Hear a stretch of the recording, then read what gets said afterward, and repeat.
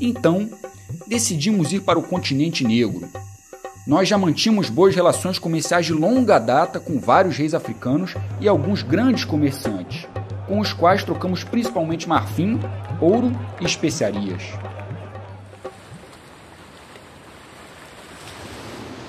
Aos poucos, com a permissão deles, nós construímos um punhado de fortes em pontos estratégicos ao longo de toda a costa atlântica para proteger os nossos comerciantes e mercadorias, e as tripulações dos nossos navios. Os fortes foram ainda mais úteis para o desenvolvimento do comércio de escravos.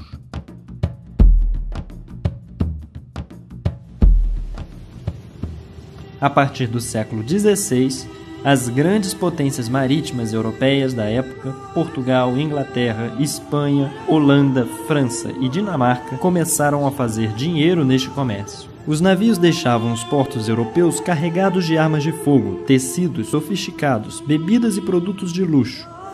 Os bens eram trocados na costa africana por homens e mulheres feitos prisioneiros.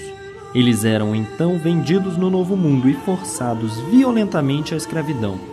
Esses barcos seguiam depois pelo Caribe ao longo da costa atlântica da América do Norte, antes de voltarem para a Europa carregados com açúcar, café, algodão, cacau, metais preciosos e outros produtos.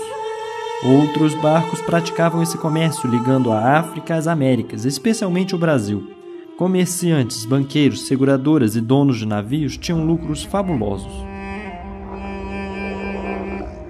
O mesmo modelo econômico que foi usado desde o início do século VI até o início do século XX foi o centro do comércio de escravos no mundo árabe e muçulmano. Durante vários séculos, as forças vitais do continente africano foram roubadas para beneficiar outras sociedades que se enriqueciam e se desenvolviam sobre a expulsão violenta e o trabalho forçado de dezenas de milhões de filhos e filhas da África.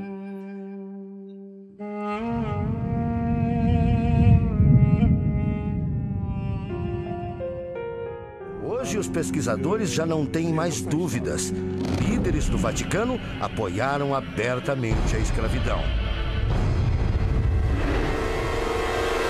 Antes mesmo da descoberta do Brasil, o Papa Nicolau V escreve ao rei de Portugal: concedemos, com nossa autoridade apostólica, plena e livre permissão de invadir, buscar, capturar e subjugar, e reduzir suas pessoas à perpétua escravidão.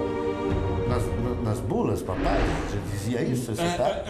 Ele dizia que era bom ir buscar a pessoa mais resistente. Mais resistente. Essencialmente, vimos que os africanos resistiram, sobreviveram. No Museu da Escravatura, uma capela chama a atenção. É a parte da conversão. Neste local, a casa tinha uma capela e os negros, os escravos, eram trazidos para cá para a conversão. A conversão para o Temos cristianismo. a pia batismal. A pia batismal está aqui. Tem aqui também a cruz, uma pia. e a imagem de Cristo. Ou seja, os negros viviam entre a cruz e a chibata. Estas imagens são raras. Foram gravadas há mais de 100 anos no Mosteiro da Bélgica e mostram a forte influência que padres exerciam sobre os negros.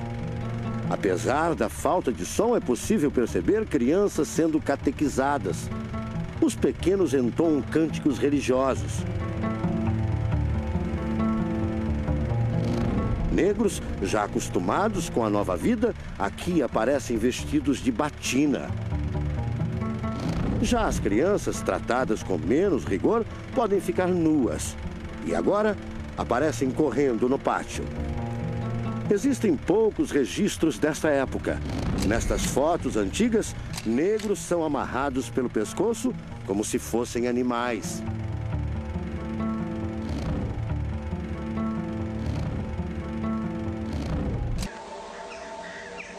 Na Grã-Bretanha, o mais importante cientista racial era um cirurgião de Edimburgo, agora esquecido.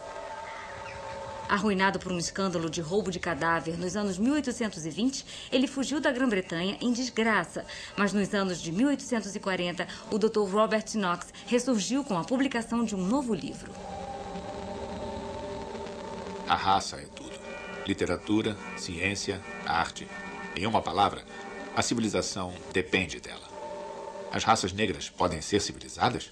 Eu devo dizer que não. Ele via conflito racial e extermínio acontecendo no mundo todo. Era natural para ele acreditar que os tipos raciais nasceram para lutar e que as raças superiores iriam dominar as naturalmente inferiores. A raça saxônica jamais as tolerará. Jamais se miscigenarão. Jamais viverão em paz. É uma guerra de extermínio. Robert Knox não era uma voz solitária. Nos Estados Unidos, um grupo liderado pelo renomado craniologista Samuel George Morton tinha começado a recolher crânios de diversas raças e a compará-los.